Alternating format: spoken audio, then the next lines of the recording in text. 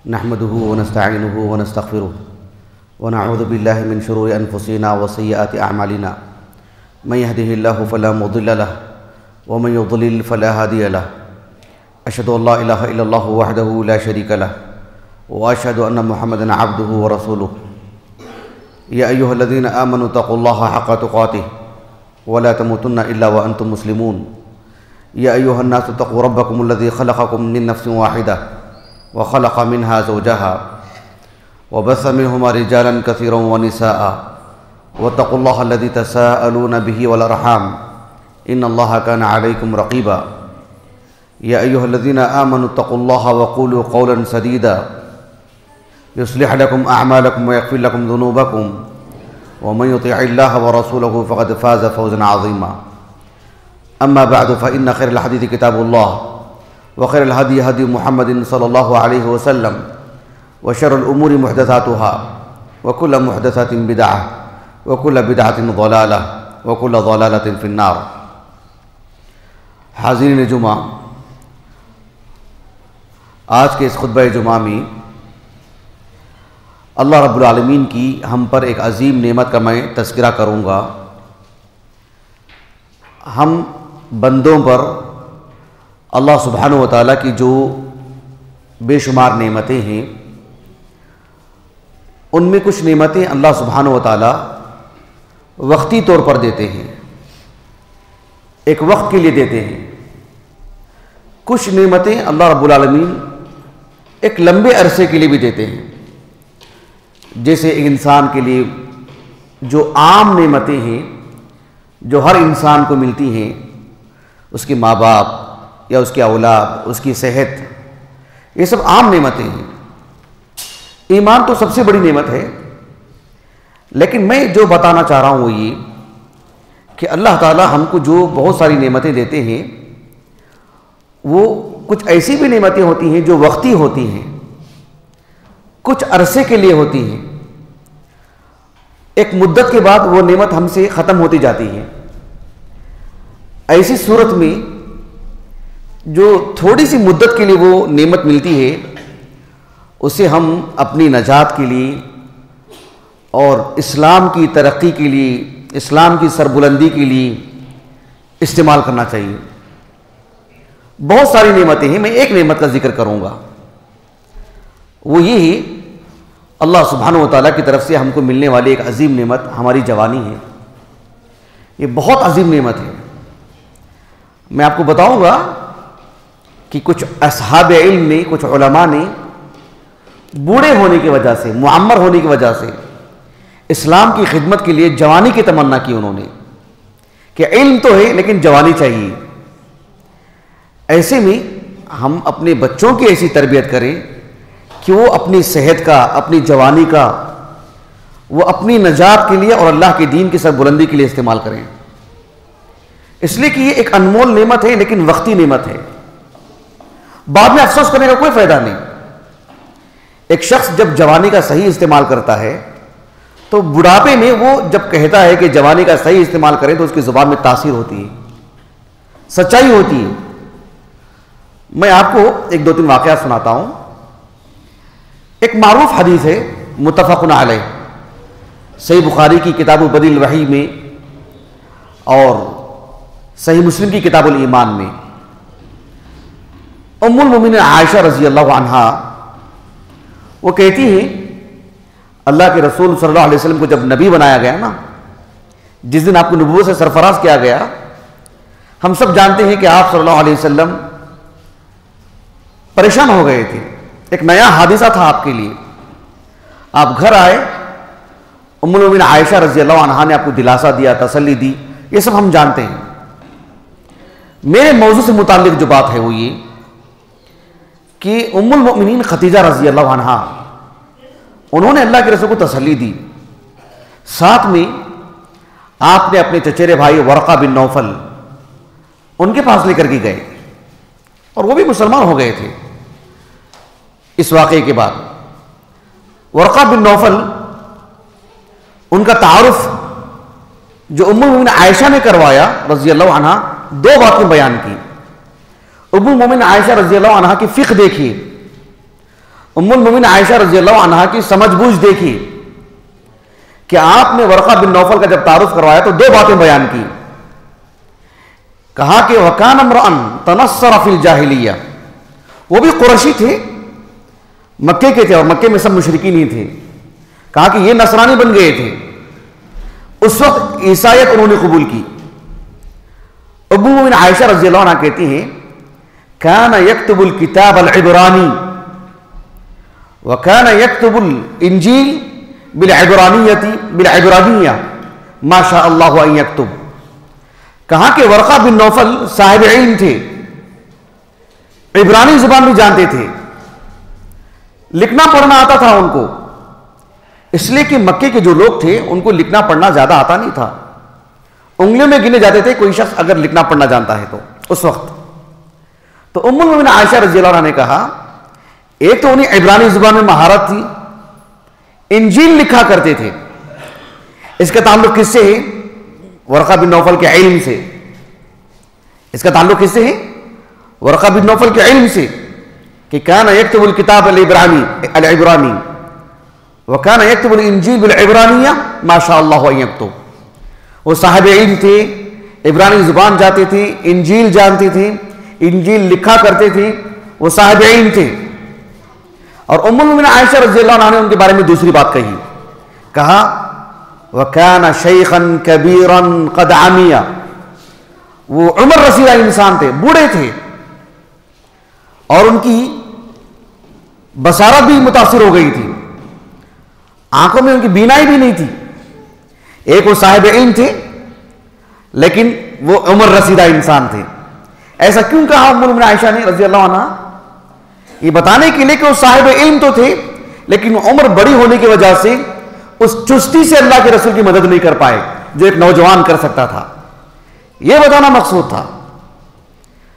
اور جب اللہ کے رسول صلی اللہ علیہ وسلم نے اپنا پورا حادثہ سنایا کہ میرے پاس ایک فرشتہ آئے اور انہوں نے مجھ پر وحی نازل کی وغیرہ وغیرہ، تو اللہ کے رسول صلی اللہ علیہ وسلم نے بات سن کر کے کیا کہا تھا؟ انہوں نے ورقہ بن نوفل نے کہا کہ ھذا الناموس الذي نزل اللہ علی موسیٰ.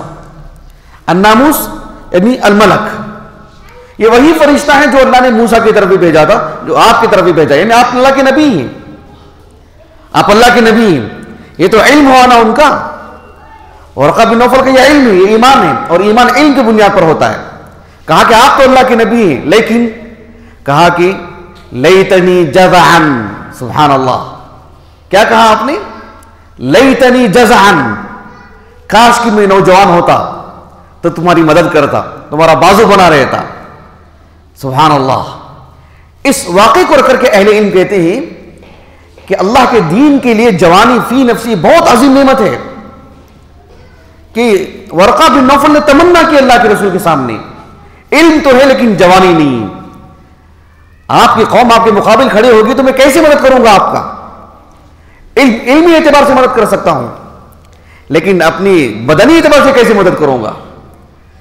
تو اس اعتبار سے جوانی اللہ رب العالمین کی ایک عظیم نعمت ہے، اس کو غنیمت جاننا چاہیے اپنی نجات کے لیے اور اللہ کے دین کی سربلندی کے لیے. اللہ کے رسول صلی اللہ علیہ وسلم کی وفات کے بعد ہم جانتے ہیں ابو بکر صدیق رضی اللہ عنہ کے دور خلافت میں ایک بڑا معرکہ ہوا تھا، معرکہ یمامہ.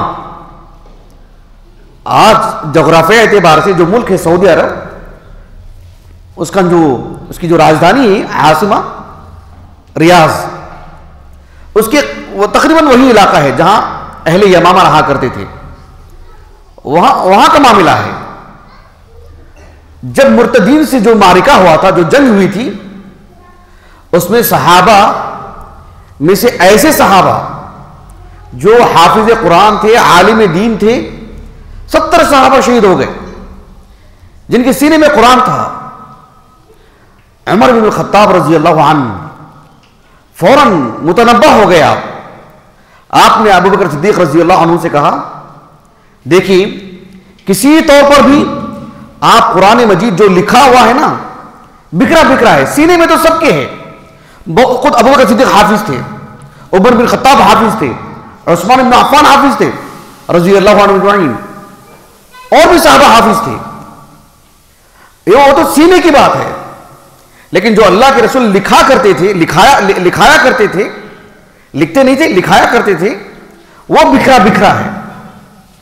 عمر بن خطاب رضی اللہ عنہ نے کہا کہ اس کو اجزا کر دو.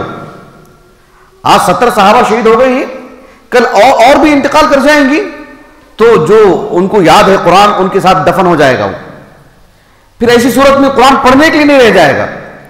جو لکھا ہوا ہے اسے علل فور اجزا کریں. ابو بکر صدیق رضی اللہ عنہ پہلے تو تیار نہیں تھے. جو کام اللہ کے رسول نہیں کیا وہ میں کیسے کروں. لیکن ابو بکر صدیق خود کہتے ہیں رضی اللہ عنہ، صحیح بخاری کی حدیث ہے کتاب فضائل القرآن کی، باب جمع القرآن، اس عنوان کے تحت ابو بکر صدیق خود کہتے ہیں رضی اللہ عنہ، فلم یزل عمر یراجعنی، فلم یزل عمر یراجعنی حتی شرح اللہ لذلک صدری. عمر بن خطاب رضی اللہ عنہ مجھے ایک مرتبہ نہیں، بار بار مجھ سے کہتے رہے جمع القرآن سے متعلق. بالآخر اللہ نے میرے سینے کو کھول دیا اس بارے میں. اب جو میرے موضوع سے متعلق بات ہے اس کو دھیان سے سنیے گا.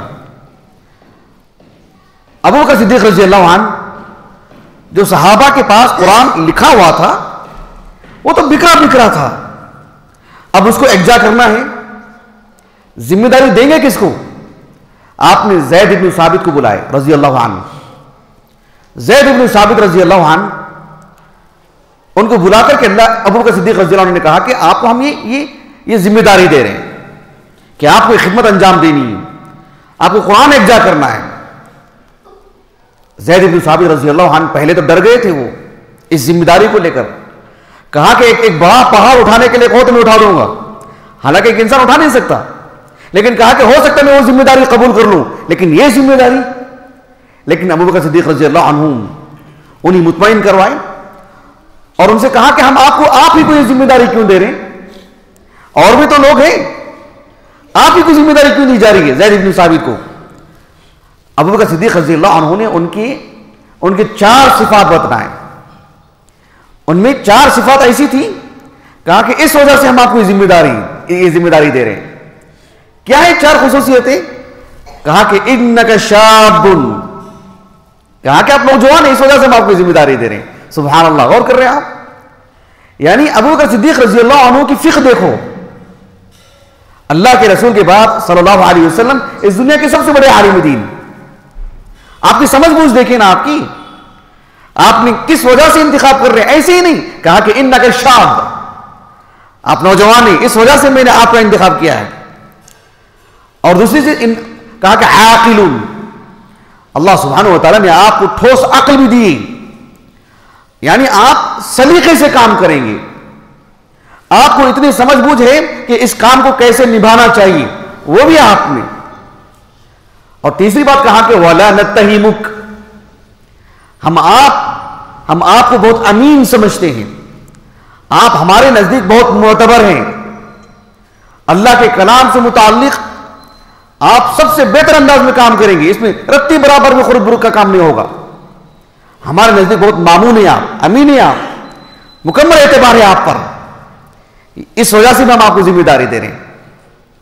اور کہا چوتھی بات یہ ہے وَكُنْتَ تَكْتُبُ الْوَحْيَ لِرَسُولِ اللَّهِ صلی اللہ علیہ وسلم، آپ اللہ کے رسول صلی اللہ علیہ وسلم کی زندگی میں وحی لکھا کرتے تھے آپ، تو آپ کو اس کا تجربہ بھی ہے، آپ تجربہ کار انسان بھی ہیں اس میدان میں جس میں ہم آپ کو خدمت دے رہے ہیں.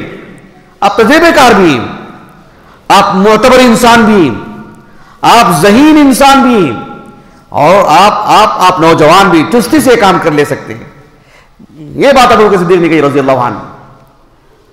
تو اللہ سبحانہ و تعالیٰ نے یہ جو نعمت ہر انسان کو دیتے ہیں، جو انسان کے بڑھاپے تک جاتا ہے، اس نعمت کو پا کر ہی جاتا ہے. ایسے میں اس نعمت کو ہم غنیمت جاننا چاہیے. یہ بڑی بڑی عمدہ نعمت ہے. اس نعمت کو گنوا کر کے پوری بڑھاپے کی زندگی میں افسوس کریں، حسرت کریں اور بڑی بڑی باتیں کریں، کاش میں یہ کر لیتا، یہ صرف باتیں رہ جائیں گی، صرف باتیں رہ جائیں گی، اس کا کوئی فائدہ نہیں ہوگا. اور جوانی صرف 20 سال کی عمر کو نہیں کہتے ہیں، 40 سال 45 سال تک بھی آدمی جوان رہتا ہے. اس پوری عمر میں فائدہ اٹھانا چاہیے اور مکمل اللہ کے دین کی خدمت کے لیے مکمل طور تیار رہنا چاہیے اور اپنی نجات کے لیے تیار رہنا چاہیے. اس زمانے کا مکمل فائدہ اٹھانا چاہیے. اللہ سبحانہ و تعالیٰ نے کل روز قیامت، اب غور کیجئے آپ، کتنی عجیب و غریب بات ہے. تصور کر کے دیکھو آپ، قیامت کا جو معاملہ ہوگا، یعنی کتنا گرم علاقہ ہوگا، سورج کتنا نیچے آیا ہوگا اور آبادی کتنی ہوگی. پوری دنیا کے لوگ آدم علیہ السلام سے لے کر کے آخری جو انسان اس دنیا میں اللہ تعالیٰ پیدا فرمائیں گے، سب لوگ وہاں پر جمع ہوں گے. ایسے میں اللہ رب العالمین چنندہ افراد کو عرش کا سایہ نصیب کریں گے. چنندہ افراد کو. یہ خود اپنے آپ میں کتنی بڑی نعمت ہے. ایک حدیث مبارکہ ہے جو متفق علیہ ہے. صحیح بخاری کی کتاب الحدود میں اور بھی مقامات پر ہے، میں کتاب الحدود سے آپ کو بتا رہا ہوں.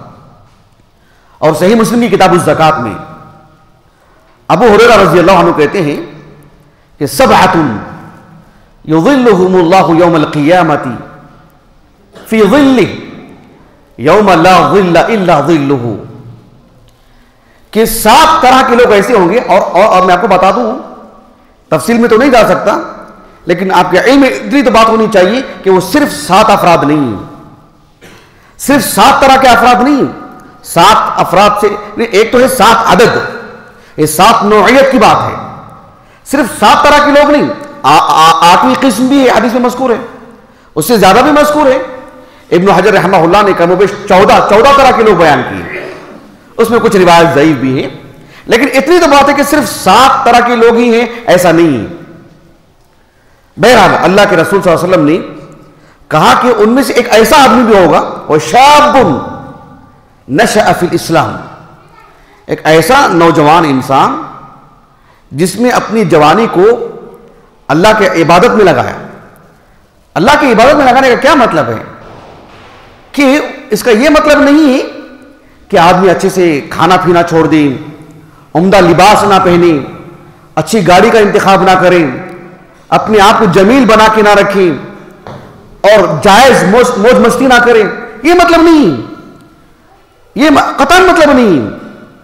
اللہ سبحانہ و تعالیٰ کے دین سے جڑے رہنے کا یہ مطلب نہیں ہے کہ آدمی اچھا کھانا پینا چھوڑ دے، قطعاً اس کا یہ مطلب نہیں. آپ اس حدیث پہ غور کیجیے جسے امام ابو داؤد السجستانی رحمہ اللہ اپنی السنن کی کتاب اللباس میں ایک حدیث لائے ہیں جو سندن صحیح ہے. شیخ البانی نے صحیح الاسناد کہا ہے. ابو ہریرہ رضی اللہ عنہ کہتے ہیں کہ اللہ کے رسول کے پاس صلی اللہ علیہ وسلم ایک آدمی آئے. ذرا غور کیجیے، ایک آدمی آئے.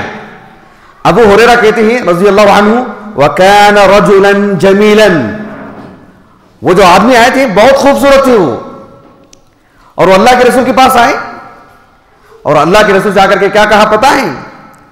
کہا کہ اے اللہ کے رسول، انی رجل حبب الی الجمال، اے اللہ کے رسول میں ایک ایسا آدمی ہوں میرے دل میں اللہ تعالیٰ نے صرف خود کو میں جمیل بنا کے رکھوں، خوبصورت بنا کے رکھوں، بہتر سے بہتر رہن سہن میرا ہو، یہی میرے دل میں اللہ نے ڈال رکھا ہے.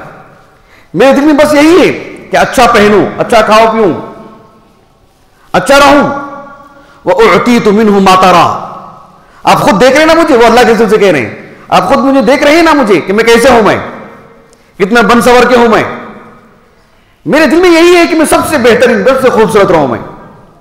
اور انہوں نے کہا کہ اللہ کے رسول سے، کہا کہ اللہ کے رسول، کہا کہ حتی ما احب ان یفوقنی احد فی شراک نعلی، پورے معاشرے میں حسن و جمال میں، خوبصورتی میں، نفاست میں میرے چپل سے بھی آگے کوئی آگے بڑھ جائے مجھے پسند نہیں.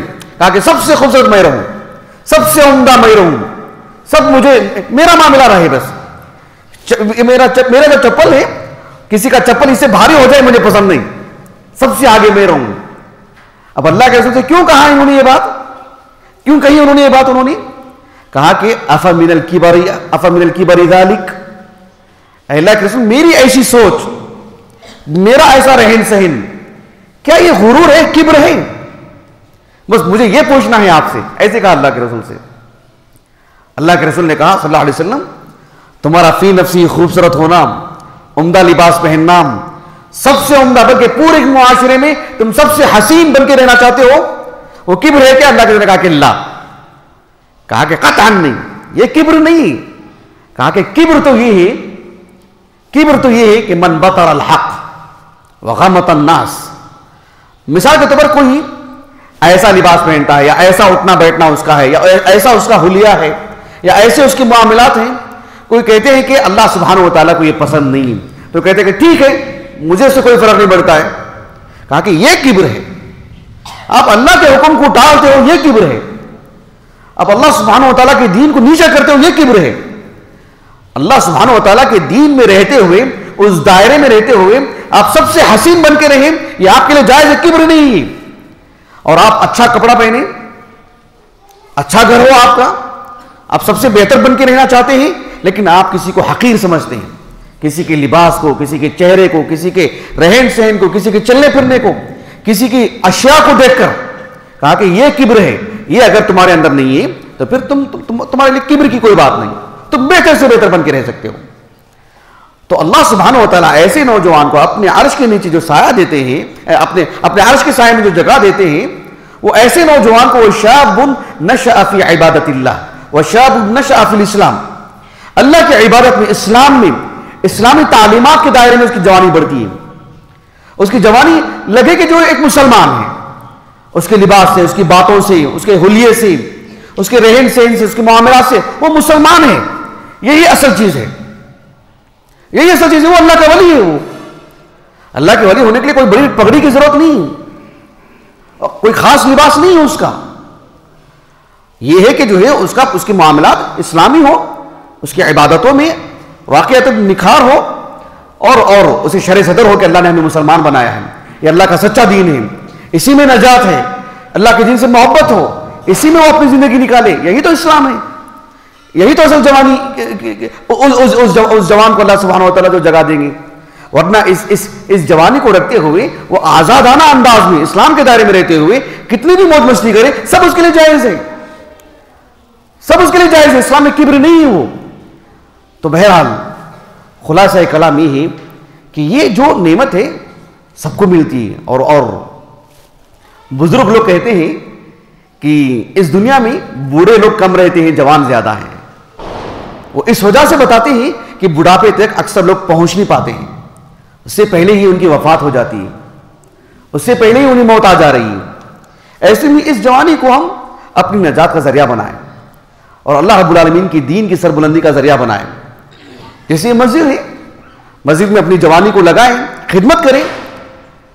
کوئی اور مزدور آ کے کرنے کے بجائے یہاں کے نوجوان کریں. مثلا ایک عام بات سے بات بتا رہا ہوں, اپنے گھر میں بھی, باہر بھی, پڑوس میں بھی, راستوں میں بھی اس جوانی کو ہم اپنی آخرت کا ذریعہ بنا لیں, اللہ کے دین کی سربلندی کا ذریعہ بنا لیں.